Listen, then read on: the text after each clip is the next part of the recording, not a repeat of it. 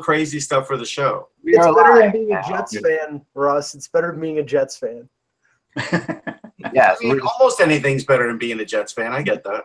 Exactly. I'll take it, but hey. So we are joined today by Dan Wallace from Minnesota.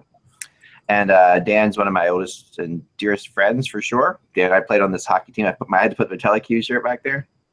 All right, there it is. That was our one of our men's league teams back there. So, can you still fit in that? That's the question. It's a goalie shirt. It's a giant.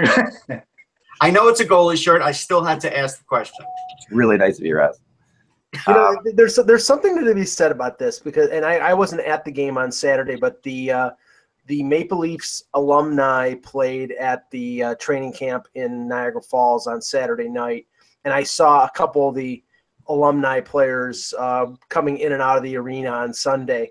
And, I'm sure that they wouldn't take offense to this, but when these guys were athletes playing in the league and they were in optimum physical shape, and then you see them only a few years after, and they're not in much better shape than I am right now, which is after I think they've taken to retirement and they understand, hey, I can have a steak now. I can have a couple beers. They also don't work out every day or skate every day. Yeah, exactly. If you played with them on the ice, they would destroy you because they still would destroy you. Yeah. Yeah, even if they're not in shape, they are way better hockey players than we will ever be. Just having played professional hockey for a period of time. No doubt. No doubt.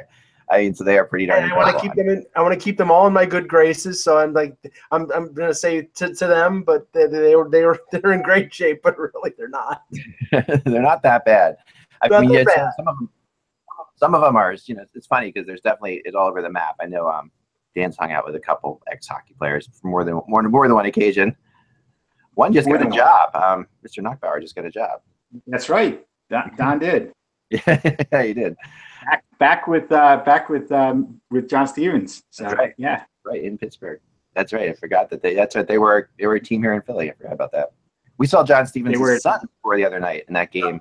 Russ and I were watching the rookie game. John Stevens' son played. He was pretty good in that game. He was good. He was pesky. He actually played like John Stevens would. Was he like a South Jersey kid, Dan? Yeah. Yep. Oh, yeah. They grew up there. They played it at Hollydale. Yep. Yeah. Can I just briefly air a pet peeve of mine? Sure. If we remember back in April during the Leafs a brief playoff run, a gentleman, and I'm friendly with him. There's nothing, I have nothing ill to speak of him, but a gentleman who was known as Dart Guy, who was smoking, had an unlit cigarette in the stands in Washington, and he is verified on Twitter. Okay, he is verified on Twitter, and there are certain people who have requested to be verified on Twitter since I am a professional hockey writer working for HockeyBuzz for many years, and I got a very polite no. It's not necessary for you to be verified on Twitter. Well, yes, it is. Sorry, if Dart Guy is, I should be. Listen, I'm on SiriusXM every week. TSN every week. I mean, come on. It's just the whole verification game is a joke, so I don't worry about it. I found out another person today on Twitter, speaking of Twitter, who has blocked me proactively. And this person is a person who I actually gave their start to a degree. Like I had them on when I went up to XM to do the trade deadline show years ago. This was a Toronto guy getting going. He was just a blogger. I brought him in. I brought him into the panel. He was part of the panel with me on XM. And it was, and he was a nice, kind of quiet, kind of nerdy guy. He was thrilled. He was so thankful that I brought him in there. And now he's blocked me on Twitter. But you know what? I haven't spoken to him since then. Not a word to him. Yeah, it's not your fault. Sometimes this happens. The same. It's really like the Star Wars story. The best analogy I can give is with the New York Jets. Al Davis used to work for the New York Jets. And then one day he obviously got into a little tiff with them and went out west and started the Raiders. And he was essentially the Darth Vader of football. And so, it happens. It's just, it's not your fault. No, something definitely happened, and there you have it. So that's it. That's fine. It's totally fine. But it's funny because this guy's actually works side by side with one of my best friends in hockey. That's what's so confusing about this. So it's going to be very interesting to see. I got to find out more about this. I won't get into who it is because That would be wrong. But let's start this show, should we? Sure. Let's do Mike, and we'll do the normal thing, Mike, the rest, and then we'll introduce Dan. All right. Cool. Okay. This is Dan's first time on for this for a while. Here we go. Here we go. All right. I almost hit stop broadcast. That was so close. What am I doing? That was so close. I almost screwed up the whole thing. Sorry about that. Hello, Hockey World. It's Monday, September 18th, 2017. I'm the unverified Michael Agello. I'll verify that that's you. I'm Russ Cohen from Sportsology. And I'm Eklund. You're watching the HockeyBuzzcast on HockeyBuzz.com. This is the podcast that comes every Monday through Friday at this time to fill you in on the comings and goings in the hockey world. And we've been holding off on the Minnesota Wild. You guys have been wondering why. We passed by the Wild, but it's because we wanted to get the great Dan Wallace in to talk with us on the Wild. Dan, how are you? The great Dan Wallace. Yes. Dan and I grew up together. Dan and I sat together for probably more hockey games than anybody on the planet. Like, we sat for years next to each other in the Spectrum. We watched many events and many things that happened in the Spectrum from like 1985 on, probably somewhere in there. Yeah, that's probably about 85 on. Yeah. Yeah. The Dave Poulin, Peter Zezel era. Yeah. Now the one I'm funny because I was like thinking of one of my favorite memories, and it still stands out to this day, was the '87 Stanley Cup Final. And I'm sitting there, and Dan knew more about hockey than I did always, and he knew more about the players coming up, and he was a huge Gretzky fan and a huge, Oilers fan because of that as well, but always a Flyers fan first. But so we're sitting there, and that was the introduction of who? Remember, Dan? Oh, and you're talking 85, right? Is it 85? 85 Stanley Cup Final. He skates on the ice, right? Yeah, right. It's Tikkanen, right? He's the Tikkanen, yeah, like during the Stanley Cup. Yeah, he plays his first game in the Stanley Cup Finals. That's his first NHL game, and he's out there, and Dan's like, "This guy's pretty good," and yeah, he was pretty good. Tikkanen was pretty good for quite a while there. That's a little bit of understatement there. Yeah, like, you have the greatest team, probably one of the greatest teams. A little bit of an well, it was kind of comical. We're watching the warm-ups, and here he is skating on the line with Gretzky and Curry, and you're like, "Wait, this guy's never played a game yet." Welcome to the NHL. Stepping onto the ice to play with. Doesn't everybody get a chance to play with Gretzky and Curry? Like that, you get called up from the Finnish league, and you get to play with two Hall of Famers. And the rules are so different. That's right. Just do that. I mean, you could never do that now. You couldn't bring a guy into the Stanley Cup playoffs without playing in the NHL first, right? I mean, No, you can't. You can't. Chris Kreider did that. Oh, as long as I guess you're on the roster, what have you. Sorry. Yeah, Chris Kreider got added to the postseason roster and never even played a day in the NHL. Yeah, you could be a black ace and then play in the. Yeah, well, he immediately looked like he belonged on that line, right away. That was '85, right? I always forget there was two Stanley Cup Finals there, '85 and '87. Yeah. Well, that was '85. Yeah. Oh yeah. '87, we had the comeback, the J.J. Daniel goal. The '87 Game 6 Stanley Cup. Still probably the most fun I've ever had a game. Over the weekend, you know how those anniversaries come up, and you say to yourself, "Boy, am I old," and I say that a lot. I think it was Friday was the 30th anniversary of the Mario Lemieux goal and the goal that against Russia at the Copps Coliseum in Hamilton. And it was just like, wow. I mean, I remember watching that game. I believe Dan and I watched that game together. Dan Kelly with his great play-by-play of Lemieux's goal. I mean, it was just, it doesn't seem it does not seem like 30 years ago. I mean, it just doesn't. Well, because you're in denial. That's the only reason. Great, thank you. I'm actually 25 years old. Thank you, Russ. Right. Things are 30 years old. I mean, the other goal that just came up recently was the highlight, the famous Mario Lemieux Minnesota North Stars goal. Oh yes. And I believe that the guy he puts the puck through. I've always tried to figure it out. Sean Chambers. It was Sean Chambers who puts it through his legs, right? Yes, and then he and beat the other defenseman. I don't know about the defenseman, but the goaltender he beat was John Casey. I know, but I think the other defenseman was like Brian Bellows trying to get back. Yep. Wasn't it? I thought Bellows. I'm not sure. I might be wrong, but I've always tried to figure that out because it's the way you watch it. You can never see it. It was always anyway. Let's start up here. So we had a little trade, very little trade. We'll get out of the way here. Jason Demeris has been traded for Jamie McGinn, and the funny thing about this is, so now Demeris is, of course, a Coyote, And the funny thing about this trade is that they didn't learn about that Demers didn't learn about the details about the trade until he FaceTimed Jamie McGinn, like on his iPhone. Huh. Well, weren't they? I think they were former teammates in San Jose. I believe they were. Yeah, they were.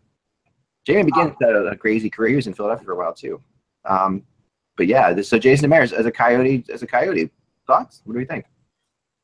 Well, I think this is another chapter in the Dale Talon dismantling of the analytics moves that the Panthers did last year, because one of the things that they did, they signed Yandel, $6.3 million.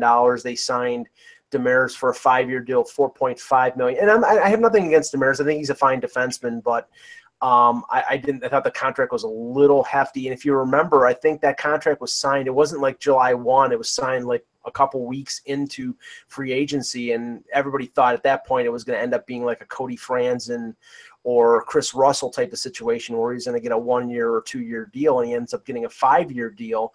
And clearly Talon and Bob Bugner, their new coach, think they have enough youth on defense and enough depth on defense that they can trade a guy who's making $4.5 million. Now, they took a haircut on this because the difference between the two salaries was about $1.2 million. So I think they took about half that. And McGinn's an effective forward, but I think it's beneficial to the Coyotes in improving their defense, so that'll help them with a lot of their young forwards. But this is clearly a shift in Florida away from everything that they did last year, and it just continues under Talon. Yeah, I look at it like this. I mean, Demers is a decent defenseman. He'll be in their top 4. Chico was making it out like, hey, anytime you can get a top 4 guy. Yeah, I don't know if Demers is a top 4 on any team in the NHL, but on that team, he'll be a top 4 because he's not the greatest defenseman. He does get some points. He's a decent skater, but he's okay. McGinn had a horrible year last year, just an absolutely putrid year. So I think Talon is banking on the fact that he is going to have a better year this year. It's an even trade. But the worry, I'll tell you, there's a worrisome part of this that doesn't get talked about. And the worrisome part of this trade is now that they've got Demers, that sort of tells me that Jacob Chychrun is probably going to be a while. Yeah. Yeah, I agree. I mean, Chychrun is – and Chychrun looked like he was ready right away at first. He looked so good when he first came up. And right, but he's got a knee injury that he's recovering from. Dan? Russ, unless – I'm sorry, go ahead, Dan. I'm sorry, I thought you was talking. We talked to him. Oh, okay. No, Russ, unless I'm mistaken, Russ, I'm pretty sure that in Dallas, Demers paired with Goligoski. Mm-hmm. And Goligoski is obviously he's in Arizona, so there is that defensive pairing. You've got the 1-2 tandem of Yarmulson and Ekman-Larsson, and now you have Goligoski and Demers. That's a pretty decent top 4. Now, they're going to want to get Chychrun back in there as soon as he's 100% healthy. And, probably, but, having him on the bottom pairing and slowly coming back in might be beneficial to him. But that's a pretty decent top 4. And if you get the offense out of the young guys that we expect, with Strome and Keller, maybe Arizona will be a little better than we think they're going to be. It still depends on their goaltending. I mean, Chychrun's knee surgery was in August. Yeah. So it wasn't like it was at the beginning of the summer. So my guess is it's worse than they're reporting because they just kept saying he's out indefinitely. So I don't think we're going to see him till November or December. So they definitely have a good enough defense. We still don't know what their goaltending is going to be like. They're not going to be a last-place team. That I could say. Yeah, no, that's for sure. Now, the Vegas Golden Knights last night played their first preseason game, and those Golden Knights are going to be a scoring machine apparently because – oh, yeah. Come on, please.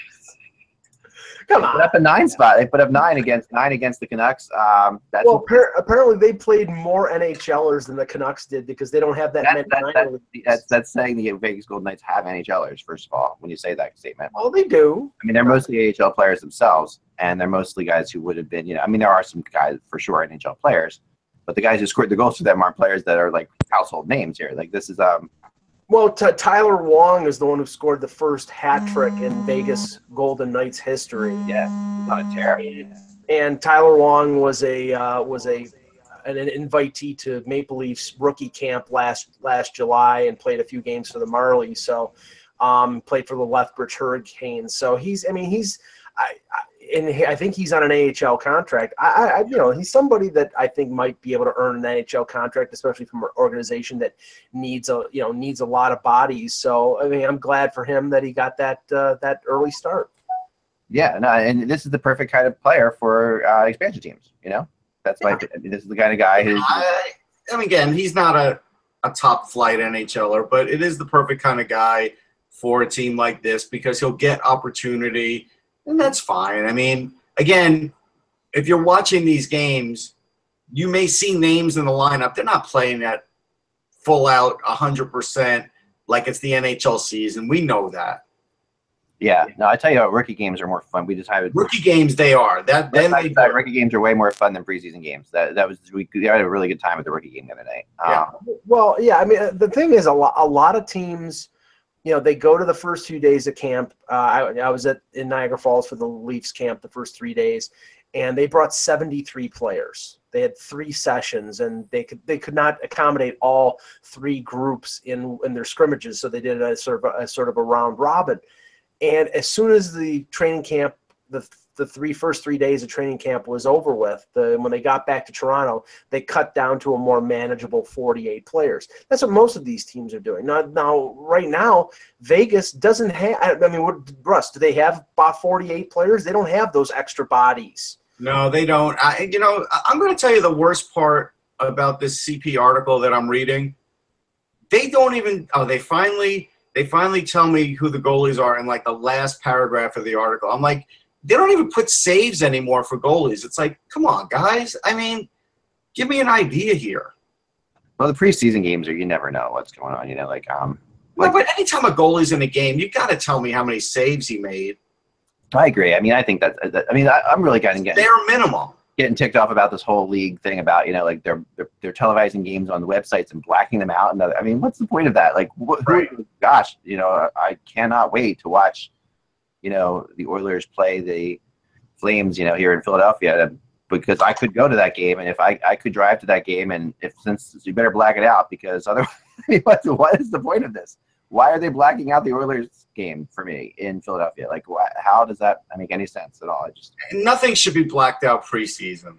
No, it shouldn't be blacked out in the regular season, but this preseason is absolutely preseason helps sell the regular season. Like, I watched the Flyers-Islanders preseason game the other day from the Islanders website, in ways that are perfectly legal by changing my IP address in my house. But why do I have to do that?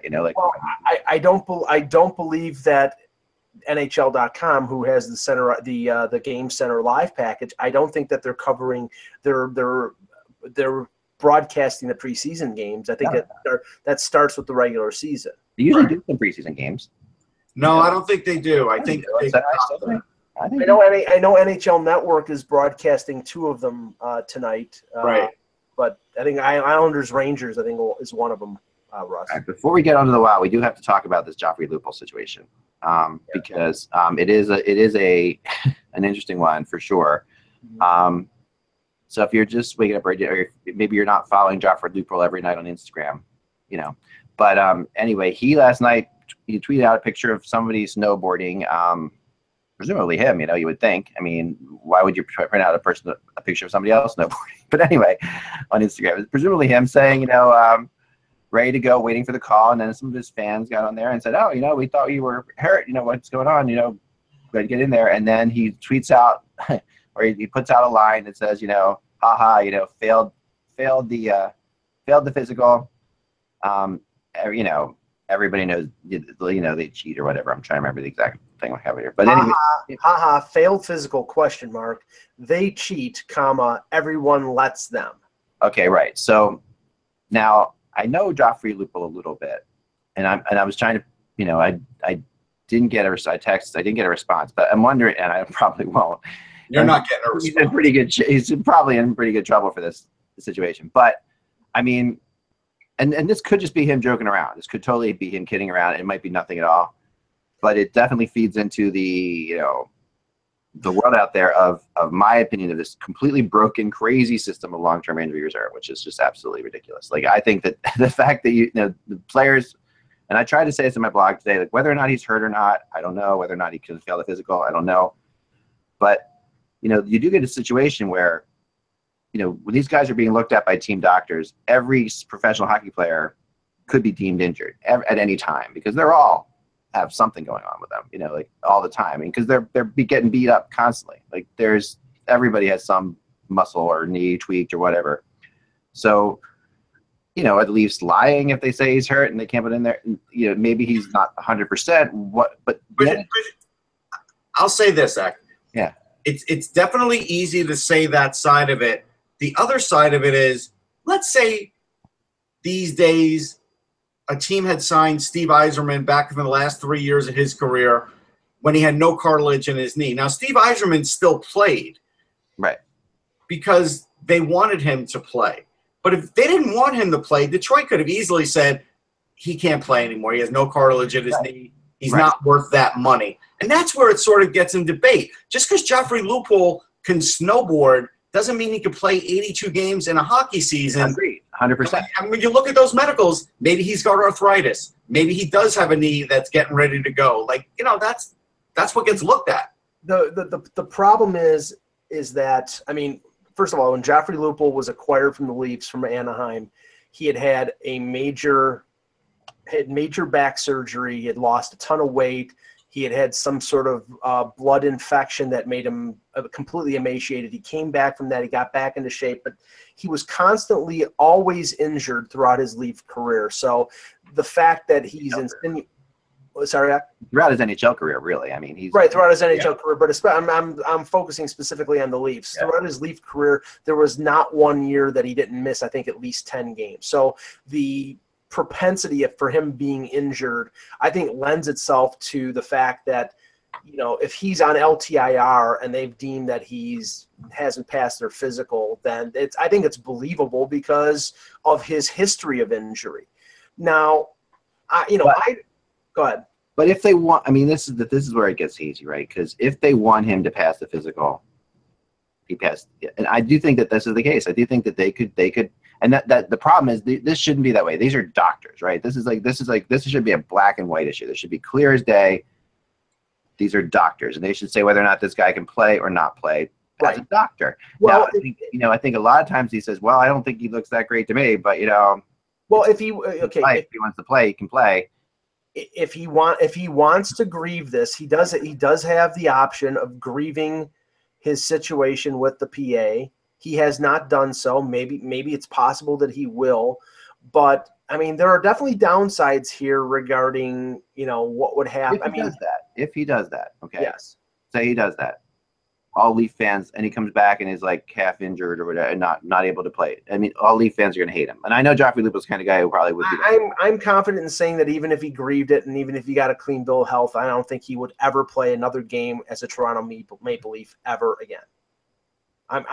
That's my own personal belief. I do not think that the Leafs really have any interest in Joffrey Lupul with the team where it is and where it's going right now. They have so many young wingers that on the wing is where that team is loaded up. I don't think if Joffrey Lupul was healthy, if he had passed the physical, I don't think the Leafs would have any. They sent very healthy Brooks Laich and a very healthy Milan Mihalik down to the American Hockey League last year because they're going through a youth movement, and that's where this team is going. And I just don't think that they really want Joffrey Lupul as part of this group. That as simply put, I think that's where things stand. And here's the thing. That's true. I believe what Mike's saying is true. At the $3.75 million that's owed to him, hey, there's no team that would ever pay him that now. Even if Joffrey Lupul will put on the open market, he would only get a PTO. He hasn't done anything since 2015. And anything noteworthy like of a decent season. But there are teams that have players like that they have to deal with. You have to deal with them in a different way. What they're doing is some will argue and just throw it out there that this is wrong, that they did this to Roman Polak too. Like there's people who were talking about that last year all the time too. So now whether or not to deal with Nick Backstrom, the goalie. Yeah. Right.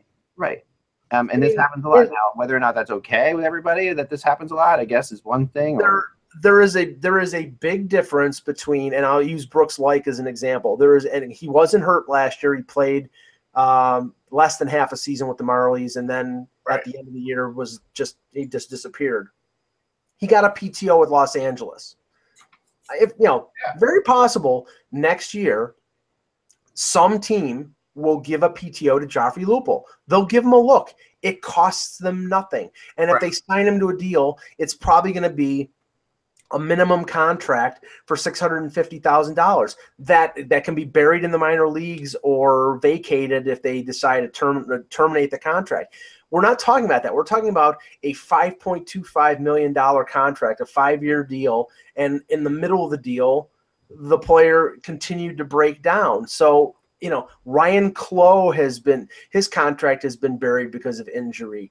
Henrik Zetterberg's contract, he's retiring after next season just by happenstance when the money gets paid as $1 million. Michael Roosevelt failed his physical in Chicago. Roosevelt, and they don't have a great depth of defensemen. But that might have been part of the deal that they cut with Roosevelt to get him to sign. Okay, we'll give you a free $650,000 if you sign this deal now. Right. That is what's going on in the NHL. So what the Leafs could be doing with Lupul, I don't think is out of the norm. It's just the most notable because it's Toronto and there's a lot of attention there. Well, here's the other thing too. Remember, like John Tortorella. I think he got fired 2 years into like a 4-year deal with Vancouver. Correct. He didn't Instagram anybody saying, "Hey, I could coach. I'm still good. There's nothing wrong with me." He got paid to go away. Like, it does happen. It's a harsh reality, but it does happen. But the thing that gave it a little more credibility and a little more juice was the fact that Nazem Kadri liked it on Instagram. Right. Just like Nazem Kadri last August, just before training camp, said, "Oh, Joffrey's looking forward to the regular season. He's in the best shape of his career." I mean, he came out and said this to reporters, and then 3 days later, he fails the physical. So maybe Kadri thinks he was joking too. Like, that's the part we don't know. Yes, right, exactly. But it can. Like, Mike, no offense. You and I can sometimes have a strange sense of humor. You could like something of me, or I could like something from you, and we get it. And nobody else gets it. Right. Like, that happens. Yes, it does. It does. And it can be so easily misconstrued. It really can. No, it really can. So I don't know, we'll find out. The only thing I'm saying is, like, I think that the system is totally broken, and it's like whether or not it'll go into the next CBA. But I don't know if there's a great solution, Eck, because the problem is, at the end of the day, players would rather play than sit back and get paid for nothing. Well, no, that's true, and I think Lupul could be trying to force a buyout here, and that's possible. Well, you can't buy out. The buyout window is gone. You can't buy him out now, so it's like I know, but it's to me that it's that's why. Thing here. Go ahead. No, sorry, I'm sorry. That's why I think that this is all going to essentially go away. I know that Bill Daly made some comment this morning about we're monitoring this. They're going to have to, because this is the thing too, and the Leafs. This is unfortunate for the Leafs, but not maybe I don't know unfortunate or not, but it's like the Leafs aren't exactly what other teams do believe the Leafs get special treatment. So this will be something that has to be examined very closely because of that. And that will make sure. And if there's a problem, we will know about it for sure. But it will be monitored, and I'm sure the league will do so. But and this sort of comes on the heels of the Jared Cowan situation in Colorado. He's on a PTO in Colorado, and he was with the Leafs and got bought out last year. Right. I followed that situation, and I even saw Jared Cowan practice with the Leafs after the Phaneuf trade in February of 2016. Yeah. And not to say I was giving him a clean bill of health, but I saw him participate in practice, and he had a chronic hip problem. They cleared him completely, 100%, and then they waived him, and they did not tell him. They basically said, "We're going to buy you out, so we don't want you to report to the American Hockey League because we don't want you to get hurt." That was it. And then he had elective surgery before the buyout and said, "You can't buy me out. I'm injured." Or I'm right. But and it was found out by the NHL that he elected to have the surgery and he was rehabilitating it. So the Leafs shouldn't be held accountable for the fact that he had surgery. And I don't know if he got the thumbs up from them or not, but I'm sorry. It's like when think about what you just said there. He elected to have the surgery. It's like, if he didn't I don't think he had the surgery for the hell of it. Like, I think no, but it was a nagging problem that right. I think it was legitimate. I think it was legitimate. He could have played with it. He decided he needed the surgery to. Well, that's where I get down to. That's what it gets down to, because he could have played with it. We can say that all the time we want. You know what I mean? We can always say that, but at the end of the day, what does that mean? Really, what does guys can play with anything? Claude Giroux played all year last year with an injury that he shouldn't have played with. And he had a terrible year, and because of that, people think he's terrible all of a sudden. But he was friggin' hurt all year. I mean, the World Cup of Hockey, the game before the World Cup of Hockey, the practice game into the World Cup of Hockey. Just go back to there, and you'll see where he totally waxed out everything. He had hit surgery the year before, his back and everything like that, and he just was a shell of a player last year. But but he played through it, and that's the thing. So should he have had surgery then? And could the Flyers go after him if he did, because he could play through it? That's where this is all. Here's the thing. Here's the part that I can't make sense of in the Cowan case. Like, teams have certain physicians that they'll say, orthopedists, that you have to go to, whatever. When this was in doubt, we don't know who Cowan chose to go with, and he was having trouble after the surgery.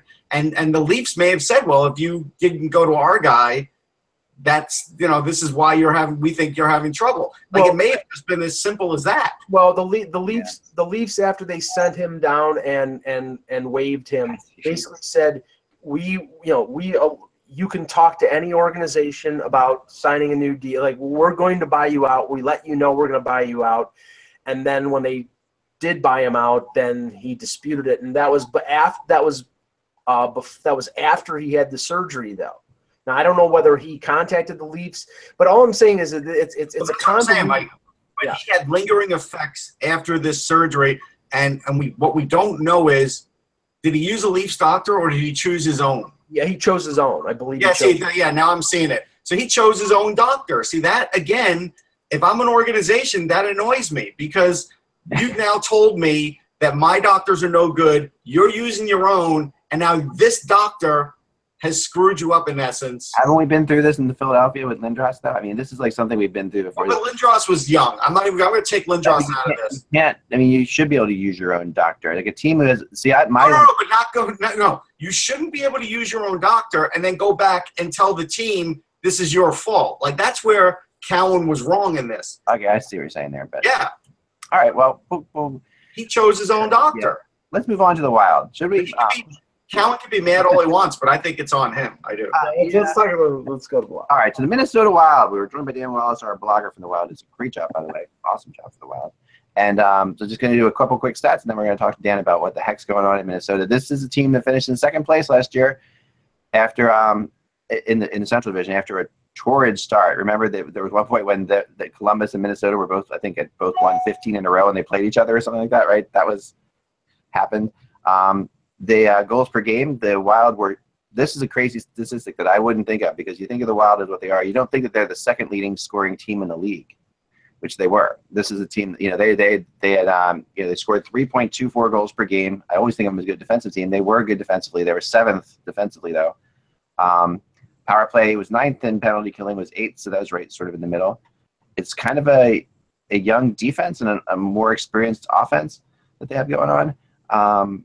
But, with the exception of, Joel Eriksson Ek, we'll talk about him. He's coming in, and he seems to be the big deal. This was Bruce Boudreau's first year, of course, which was an interesting one for him. And he came in and took them pretty far. Again, as you know, this is the typical playoff issues always preside in Minnesota. They've had playoff issues. They play in a tough conference. They play tough teams. But Dan, what are your thoughts on this team now going into the season?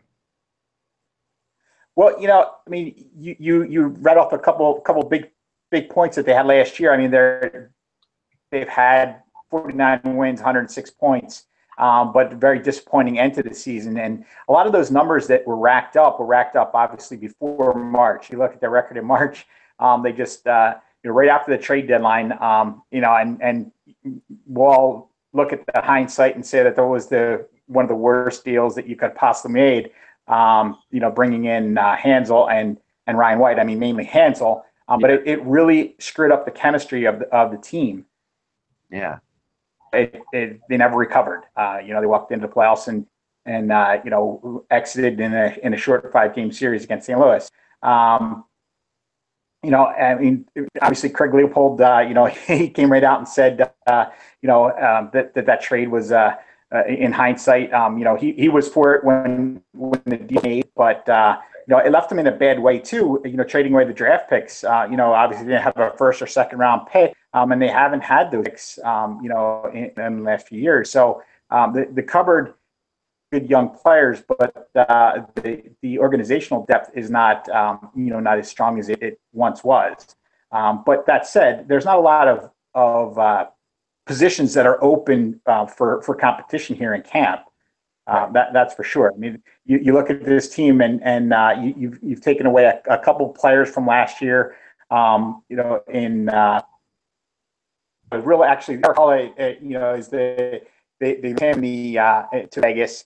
The deal with Pominville and Scandella going to Buffalo, changes a little bit of the component of the team, but this is a veteran team that's built to win now. Yes, they're bringing in Eriksson Ek, this year. He got the 9 games last year, but then toward the end of the year they had to bring him back and let him play where they weren't in this year. So he's a key player with this team for sure, but Flo and Tyler Ennis are gonna make this team a little bit of a different look. Yeah. Then bringing in Matt Cullen and then the adding of Daniel Winnick on a tryout is another good move. But there's not a lot of positions that are open for titles in this camp outside of backup goaltender and a defenseman spot. Yeah, that's what it seems like. I mean, I like Stalock too. I thought that was a good move to bring him in. I know, Mike, you've dealt with Stalock. Yeah, absolutely. Yeah, absolutely. He got those couple games last year and looked really good. But they bring in Svedberg too. As a signing. Played the last couple years in the KHL. But so it's going to be between those two. And they're going to get a good look here in camp. As to which one's going to play. But looks like Svedberg's going to get the shot tonight. So at least the first start. This is definitely one of the most international teams in the NHL. Just when you look down there, I've been looking at some teams that have been mostly Canadian, mostly American. This team is like literally all over the map. They play, and I think some of that has to do with why they haven't gained necessarily the out of market popularity, because some of these players are not as not everyone's as familiar with like a Nino Niederreiter. Or even a Granlund as they are other players. But, the guy who really hits me, Dan, is that in the past couple of years, and it just seems like everyone I talk to this year says this is going to be like a huge year for him, is Jared Spurgeon. It seems everybody that's the guy that everyone's saying he's coming into his own in a big way. Jared Spurgeon is, he's not a big guy by any stretch of imagination, but he is, pound for pound, he's the best defenseman. I mean, it's hard to say when we got Ryan Suter, who's so steady. Actually, Ryan Suter is an all-star and a rock, and you just know what you get when Ryan Suter, you pencil him in. But the thing's going to be interesting this year is that Spurgeon's always played with Suter, and it looks like he's gonna put Dumba there this year, which I agree with. I think that's something that Dumba needs. To play with Suter and get that, and I think it'll be good for Suter as well. But then Spurgeon's going to play with Brodin. It looks like, at least to start the season, or at least in camp so far. Yeah. But Spurgeon is, he's a great skater. He's very steady. You can put him in every situation. He's key on the power play, penalty kill. He can do it all. And that was a great find. Taking him out of the Islanders and never signed there, and some of those diamonds in the rough that you can forgot about the second-round draft pick player. Yeah, I agree. Now they got the one thing about Suter, he does seem like he's going to be able to play forever, but he kind of reminds me of like Kimmo Timonen, where suddenly he couldn't play. He went from, And it's like Team Nan went, from just being able to play 40 minutes a game, it felt like, to not being able to play, very well at all. Where with Suter, it seems like they really got to cut his minutes down somehow. Well, I lost you for a second. He lost his volume. Lost your volume for a second. Well, let me just pause for 1 second, Dan. Boudreaux did try to lower Suter's minutes last year. I mean, he played all 82 games. He was their top scoring defenseman with 40 points, but he did try to take the foot off the gas pedal a little bit and lessen his minutes because, especially on most nights, he was playing 30 minutes a night, and you just can't do that, especially with somebody who's, getting a little older. I think they had to, and they have young defensemen, but the thing I look at with the Wild last year that nobody could have predicted was Eric Stahl leading the team with 28 goals. And I just don't think that that's going to happen again. I have a lot of respect for Eric Stahl as a player, but, after the years that he sort of was on a downward trend in Carolina, and then the time that he played with the Rangers where I didn't think it was effective. It was a completely different Eric Stahl that came and played for Minnesota last year. But you've got him and you've got Mikko Koivu up the middle. I think with advancing age, I don't think you're going to get the production out of Stahl that he got last year. Koivu had 18 goals last year. If you get that, I think you're probably fortunate. They need some of the younger players like Eriksson Ek, like Zucker, who scored 22 goals last year, to step up. And I think they need more production out of Zach Parise. Zach Parise is making a big nut in terms of salary, and he only had 19 goals last year. But overall, I think this is a playoff team. I think they have depth in the lineup. They got a lot of good youngsters, and they're going to start to bring in Eriksson Ek and a few others over the next couple of years. Greenway is another one, and the Russian kid, like I always forget his name. It was a Kiprzov. They're going to not there for like 2 or 3 more years, though. Right. But I'm saying down the road, I think he will be eventually. I don't know. They may lose his rights unless he goes the way of Panarin. I think they're going to lose his rights. To be honest, I think that's the way that's going. But and then that would be a loss for them. But they do have a group of youngsters, and I have time for this team in terms of down the road. But right now, I think Dan is right. I think they're sort of a win now team, and I don't think they have enough ammo to be a win now to actually win now. So I think they'll be a playoff team, but I don't know if they're going to be have a deep run in the playoffs. Let's see if I can get Dan to talk. Let's see if we can get Dan. See if your volume's working. I know we have Google issues all the time here, so could be anything. We got nothing from your sound wise. Shoot. All right. Here's what I'll I got some good stuff, Dan, though. So if you want to try logging out, logging in, that'd be great. That might work.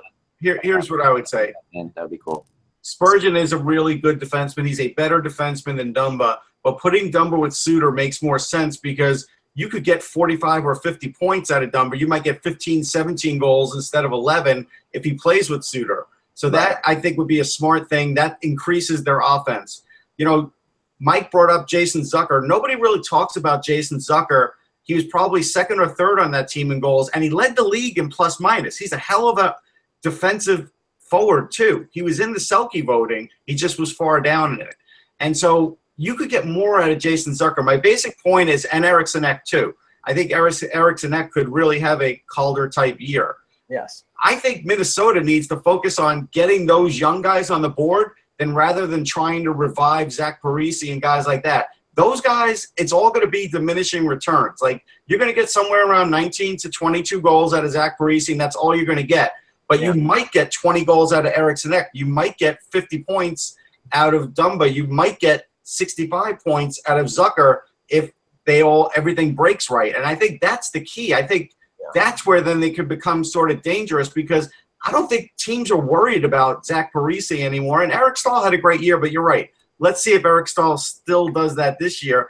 But I think they would be worried if all of a sudden these young guys started to take hold and scored, because then they'd be like, all right, now they're getting really balanced scoring here. Russ, what they need to do is what San Jose did. They sort of, you're going to have those players there, but you need to sort of pass the torch to Coyle, to Zucker, to Matt Dumba, to the young, to Mikael Granlund, to the younger generation. The older generation, they're still effective. They can still help.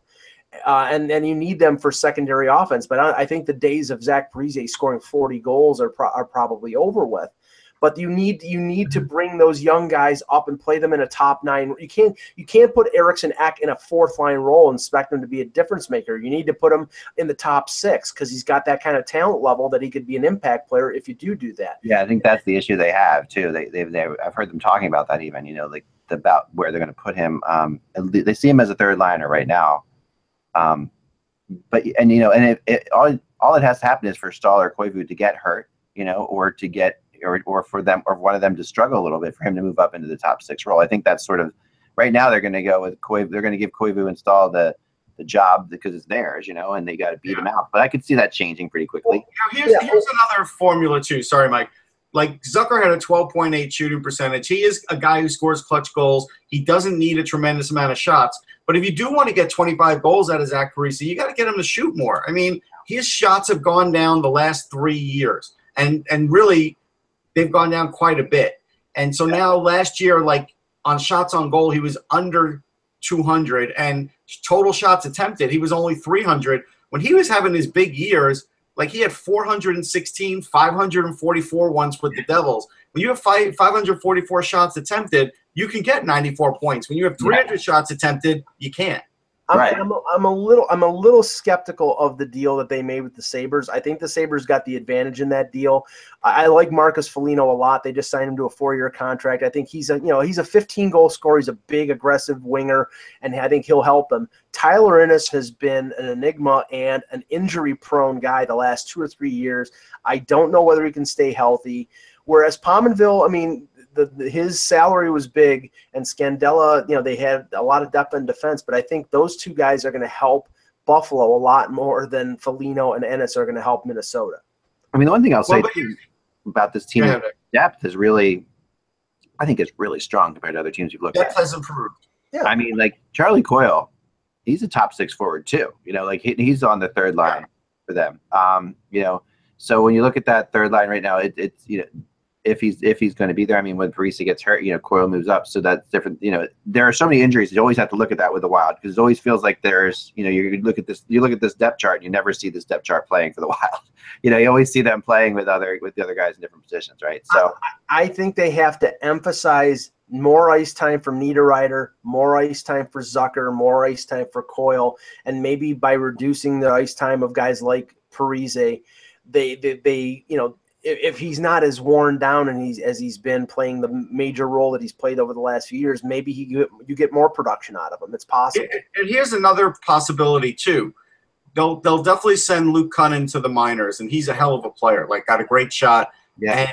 And Luke Cunnin will probably play center in the minors. If he does really well at the AHL, and you're at a half season, and you're seeing that Ennis is really not Ennis anymore. Matt Cullen has played the wing a million times. You could put Luke Cunnin as the center and put Matt Cullen on that wing on the fourth line and move Ennis out if Cunnin looks like he's fully ready. So that's another thing where they do have more depth now. I might be wrong, Russ, but I think if they do move Cunnin to the middle, that with Koivu only having a year left on his contract, that Cunnin is the future number 2 center on that. Yeah, there's no doubt.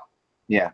And that's why I think maybe like a half season, you put him in as the fourth line center, and you make that other adjustment because Cullen won't care about moving to the wing. He did that with Pittsburgh. Right, he doesn't care at all about that. And he's gonna kill penalties. He's gonna do certain things for you. Yeah. It's really good. I mean, Chris Stewart too. It's kind of amazing that Chris Stewart is still on this team when you think he was like a trade deadline acquisition that I just didn't expect them to keep this long. Like we're talking a couple of trade deadlines ago. He felt like a rental at the time, and now here he is. Right, so. Well, and he's not your typical fourth liner either. I mean, Chris Stewart is not your, he's not your typical. They don't have your. I mean, Tyler Ennis is your typical fourth liner. He's your closest thing you've got. But beyond that, but Chris Stewart, I mean, he gave him 13 goals, and he's only paid $1 million. So he's a bang for your buck type of player. So and he fights. He's a tough guy too. Yeah. So I mean, he's a good team player. So he was in Buffalo briefly. I mean, putting him and Foligno on a line would be a little scary. I mean, this team's definitely a playoff team, and if things were to break right, it wouldn't shock me if they made it to a conference final. Yeah, the one thing I wanted to ask Dan, and we're not going to get him back today because we'll have him back though for sure during the season. We'll get a better connection. One thing I wanted to ask him is, what is it about this team that they can't get it? They can't win the playoffs? And I know because I've talked to him before about this. And it's really just because someone's got to lose in that Central Division. The bottom line is, every year they get there, and it's like they hit Chicago, or last year they hit St. Louis, and St. Louis played a hell of a series against them. They that Central Division is really, really hard, and you almost have to finish.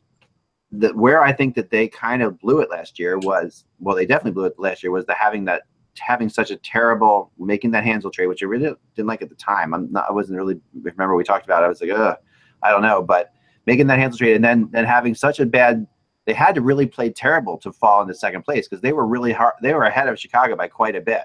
I understand the reason why they felt that. I mean, maybe Hansel wasn't the right fit, but they had the freedom with all the young prospects that they had in the organization to be able to trade a first-round pick. Right, and they went for it, which is fine. Yeah, but in hindsight, they lost so many games after that they fell behind Chicago. If they stay ahead of Chicago, which they were almost the entire year, because they got off to this great start. Then they faced Nashville in the first round, and that could have been very different because they're the kind of team that matches up pretty well against Nashville. Yeah. It would have been very different than Chicago-Nashville, I think. So there's always a year when something happens, like if Chicago drops out of the playoffs or they lose in the first round, or like there's always something that enables another team to sort of make a cup run. It wouldn't shock me if that worked out for Minnesota this year. Yeah, because I've written it before the article. I've written the article that they remind me so much of the LA Kings before the LA Kings hit. Yeah, and that's the kind of team they are. They have the same kind of players, the same kind of goalie. The interesting team.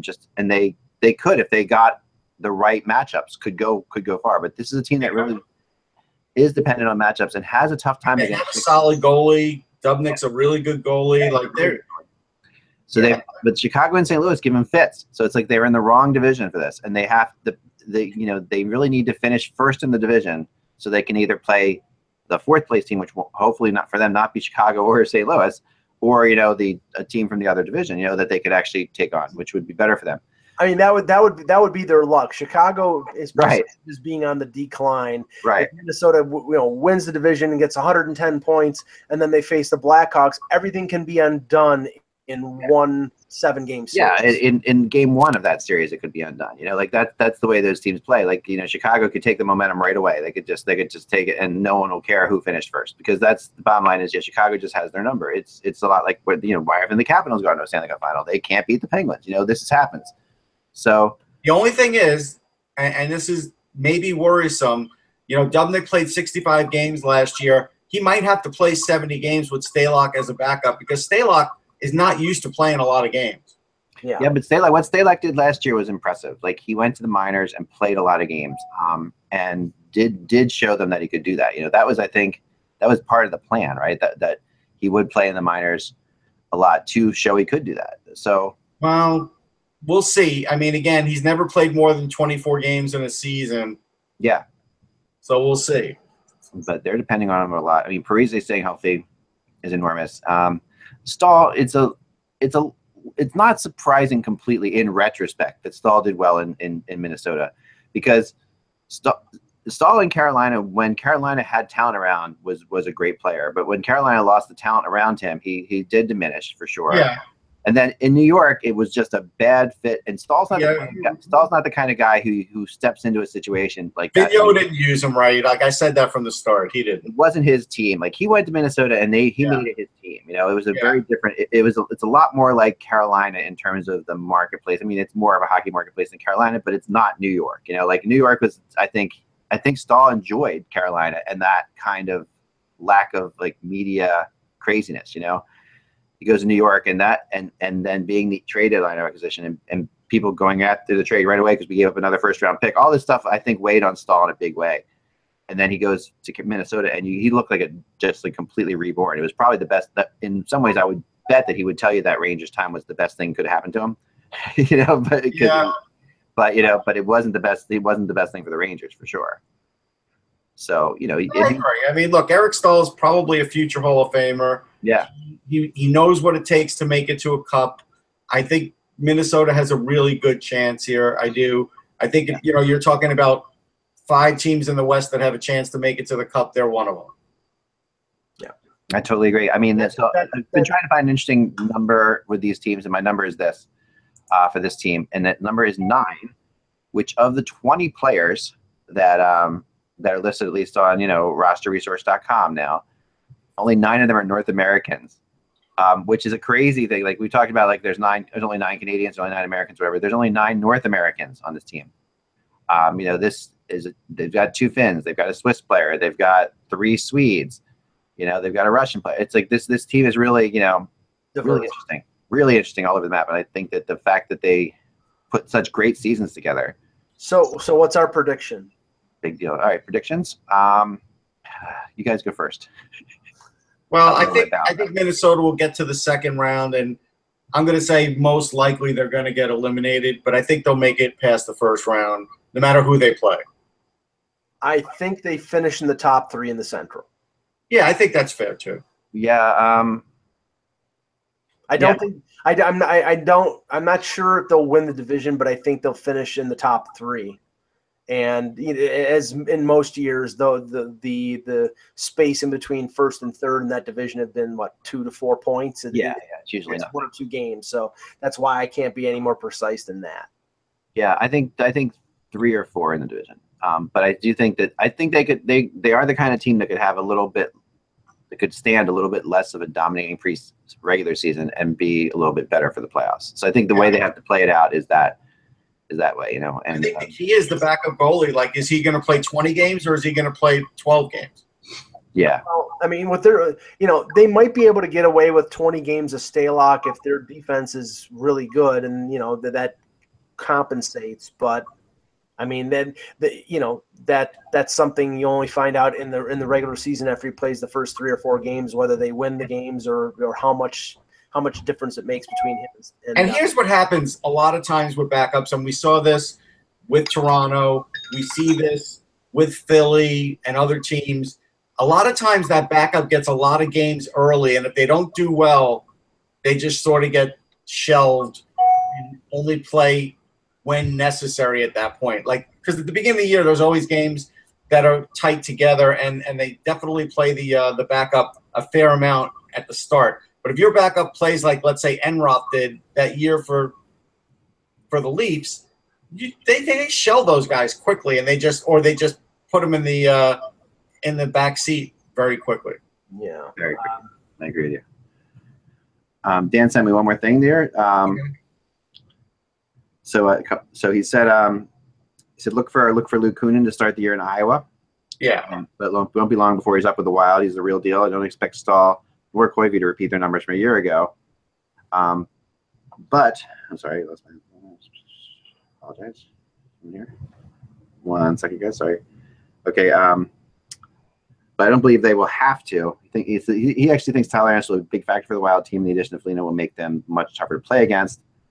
He was also going to add that the Central will be possibly the toughest division with Hitchcock, Bishop, Radula, Mathot, and Dallas, and of course Nashville and St. Louis with Yo. There for a full year, and adding bringing Shen in there and healthy for Bree, full season of Saboka. So yeah, he's also talking about the Central. It's just it's a crazy division, and it's definitely, there's no question about it. I couldn't agree more.